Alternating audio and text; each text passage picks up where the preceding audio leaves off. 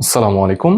আমরা আজকে শিখব যে ক্রোমাটিন জালিকা বা নিউক্লিয়ার রেটিকুলাম জিনিসটা কি এবং এর গঠন, কাজ এগুলো জানবো। গত ক্লাসে আমরা নিউক্লিয়াস সম্পর্কে জেনেছিলাম। নিউক্লিয়াসের অন্যান্য অঙ্গাণু যেগুলো ছিল আমাদের নিউক্লিয়ার মেমব্রেন, তারপর হচ্ছে আমাদের নিউক্লিওপ্লাজম, নিউক্লিওলাস এগুলো সম্পর্কে জেনেছিলাম, নিউক্লিয়ার রন্ধ্র। আজকে আমরা জানবো যে ক্রোমাটিন জালিকা বা নিউক্লিয়ার রেটিকুলাম জিনিসটা কি। রেটিকুলাম আসছে হচ্ছে জালিকা থেকে, ঠিক আছে? এবং আমি যদি লক্ষ্য করি ক্রোমাটিন জালিকা যেটা হচ্ছে ক্রোমাটিন তন্তু, ক্রোমাটিন জালিকা মানে হচ্ছে ক্রোমাটিন জালিকা এবং ক্রোমাটিন তন্তু জিনিসটা কি। ক্রোমাটিন জালিকা হচ্ছে ক্রোমাটিন তন্তু, তন্তু মানে সুতা, সুতা দিয়ে যে জাল তৈরি হয় সেটা হচ্ছে কি ক্রোমাটিন জালিকা। এবং আমাদের আরো একটা জিনিস কনফিউশন হয় যে ক্রোমাটিন তন্তু কি বা ক্রোমাটিন জালিকা কি, তারপর ক্রোমোজোম কি এবং ক্রোমাটিড কি, এগুলোর মধ্যে কনফিউশন তৈরি হয়। তো সেই কনফিউশন ভাঙার আজকে চেষ্টা করব। তো এক নম্বর জিনিসটা হচ্ছে যেটা ক্রোমাটিন তন্তু, ক্রোমাটিন তন্তু সেটা কি?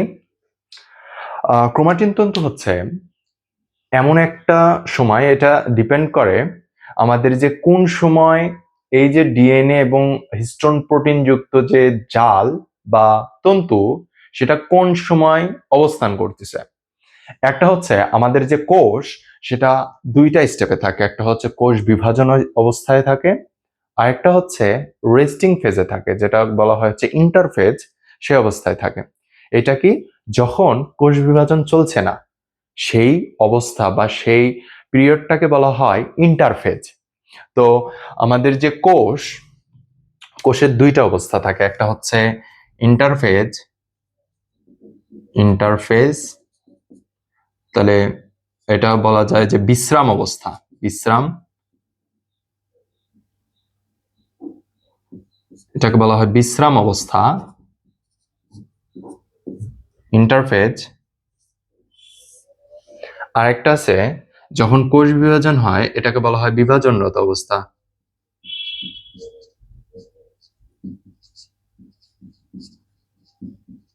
অবস্থা। তো এই যে ক্রোমাটিন তন্তু বা ক্রোমাটিন জাল থাকে হচ্ছে ইন্টারফেজ বা বিশ্রাম অবস্থায়। যখন কোনো কোষ বিভাজনে যাচ্ছে না তখন সেটা কি অবস্থায় থাকে? ক্রোমাটিন তন্তু অবস্থায় থাকে। তুমি চিন্তা করো, বিভাজন হচ্ছে একটা কোষের উদ্দেশ্য। কোষ জন্মমাত্রই সে বিভাজন হবেই, এটাই তো তার একটা উদ্দেশ্য। তো যখন বিভাজন সে কাজ করবে তখন তাকে অবশ্যই সুগঠিত হতে হবে বা তাকে অবশ্যই সুন্দরভাবে বন্টিত হতে হবে, ওয়েল স্ট্রাকচারড হতে হবে। তো সেটা অবশ্যই সাজানো গোছানো হতে হবে। যখন সে বিভাজন অবস্থায় থাকবে সেটা হচ্ছে কার্যগত অবস্থা। তো সেই সময় অবশ্যই সাজানো গোছানো হবে এবং সেটাকে অবশ্যই বাইরে থেকে দেখা যায় এমন অবস্থায় থাকতে হবে।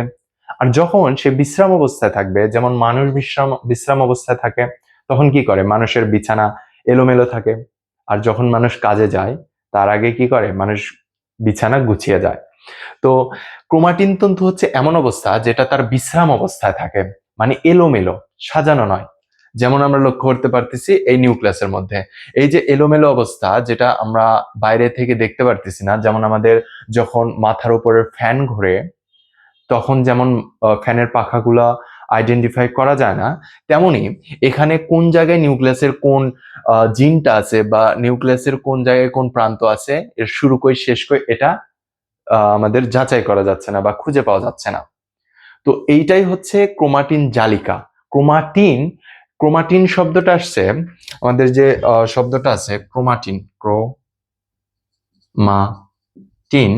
ক্রোমাটিন শব্দটা আসছে ক্রোম, ক্রোমা, ক্রোমা শব্দটা আসছে রং থেকে, যেটা হচ্ছে রঙিন, যেটা রং ধারণ করে বা রং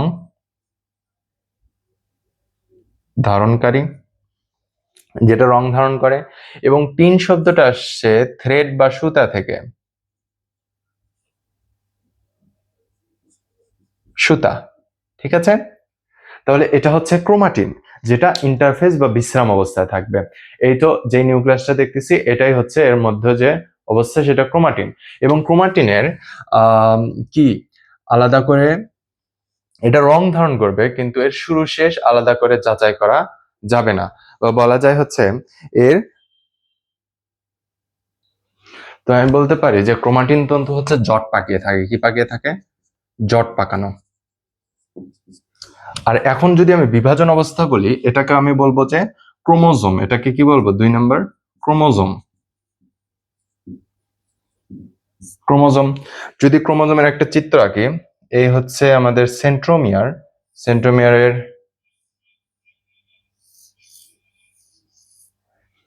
এটা হচ্ছে একটা ক্রোমোজোম। এটা কি চিত্র? ক্রোমোজোম। যখন এটা কোষ বিভাজন পর্যায়ে পৌঁছাবে, মানে হচ্ছে বিভাজন অবস্থায় পৌঁছাবে, তখন এটা সুগঠিত হবে, মানে ক্রোমোজোম আকারে যাবে। এবং ক্রোমোজোমের দুই দিকে দুই যে বাহু দেখা যাচ্ছে, এদেরকে বাহু বলা হয়। এটা একটা বাহু, বাহু, এইটা একটা বাহু, ঠিক আছে? এবং এটাকে বলা হয় সেন্ট্রোমিয়ার। এটাকে কি বলে? সেন্ট্রোমিয়ার। এই যে গোল, এটাকে বলা হয় সেন্ট্রোমিয়ার। এখানে এক ধরনের প্রোটিন থাকে যাকে বলা হয় কাইনেটোকোর। এর মধ্যে কি থাকে? Protein,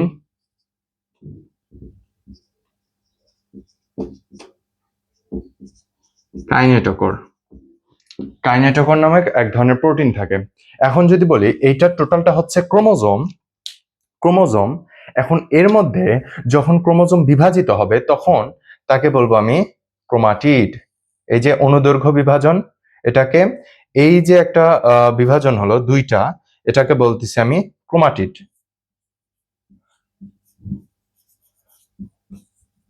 chromatid.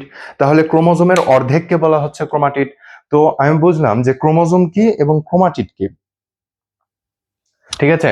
তাহলে এখানে দেখতে পাচ্ছি যে এখানে কয়টা ক্রোমাটিড আছে? এখানে আছে দুইটা ক্রোমাটিড আছে, দুইটা ক্রোমাটিড আছে। ঠিক আছে? একটা ক্রোমোজোম যখন বিভাজন হবে তখন এটা ক্রোমাটিডে পরিণত হবে। এবং কোন কোন পর্যায়ে ক্রোমাটিডে বিভাজিত হবে? এটা হচ্ছে মেটাফেজ দশায়। মেটাফেজ দশায় একটা ক্রোমোজোম কিসে পরিণত হবে? ক্রোমাটিডে পরিণত হবে।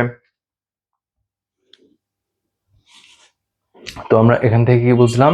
যে এই যে আমাদের ক্রোমোজোম, ক্রোমোজোম মেটাফেজ দশায় ক্রোমাটিডে বিভক্ত হবে।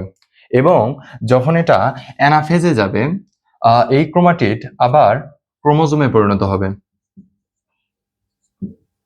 সেটা কোন দশায়? অ্যানাফেজ দশায়।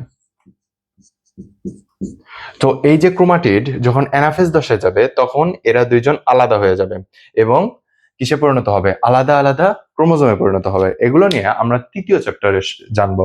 তো আমরা বুঝলাম যে ক্রোমাটিন তন্তু কি, ক্রোমোজোম কি এবং ক্রোমাটিড কি, এদের মধ্যে পার্থক্য কি। এবং এর মধ্যে এই যে ক্রোমোজোম, আরেকবার যদি রিক্যাপ করি, ক্রোমোজোমের দুইটা বাহু, দুইটা বাহুর মাঝখানে যে সংকুচিত অঞ্চল, সেটাকে বলবো সেন্ট্রোমিয়ার। এবং এই সেন্ট্রোমিয়ারের যে অংশ, এক ধরনের প্রোটিন যেটা আমাদের স্পিন্ডল যন্ত্রের সাথে যুক্ত থাকে, তাকে বলবো কাইনেটোকোর। এবং ক্রোমোজোমের মেটাফেজ দশায় যে দুইটা অংশে ভাগ হয়ে যায়, তার প্রতিটি অংশকে বলবো ক্রোমাটিড। এবং ক্রোমাটিডের যখন অ্যানাফেজ দশায় যায়, তখন এই ক্রোমাটিড গুলো কি হয়ে যায়? একদম বিচ্ছিন্ন হয়ে যায়। এবং বিচ্ছিন্ন হয়ে তারা স্বাধীন অবস্থা ধারণ করে। এবং ওই স্বাধীন অবস্থাকে আবার আলাদা স্বতন্ত্র ক্রোমোজোম বলবো। সেটা কোন দশায়? অ্যানাফেজ দশায়। তো আশা করি যে ক্রোমাটিন তন্তু যেটা ইন্টারফেস দশায় দেখা যায়, জট পাকানো। আর এটা কি? এটা হচ্ছে সুগঠিত, বা যেটা বাইরে থেকে দেখা যায়। ঠিক আছে? এটা হচ্ছে সুগঠিত, জট পাকানো নয়। তো এই ছিল আমাদের ক্রোমাটিন, ক্রোমোজোম এবং ক্রোমাটিডের মধ্যে পার্থক্য। তো আবার যদি রিক্যাপ করি, ক্রোমাটিন তন্তু ইন্টারফেস বা বিশ্রাম অবস্থায় দেখা যাবে, এটা জট পাকানো, এবং এটা শুধু রং ধারণ করতে পারবে, কিন্তু এর কোনো প্রান্ত দেখা যাবে না। আর ক্রোমোজোম যখন বিভাজন অবস্থায় সুগঠিত আকার ধারণ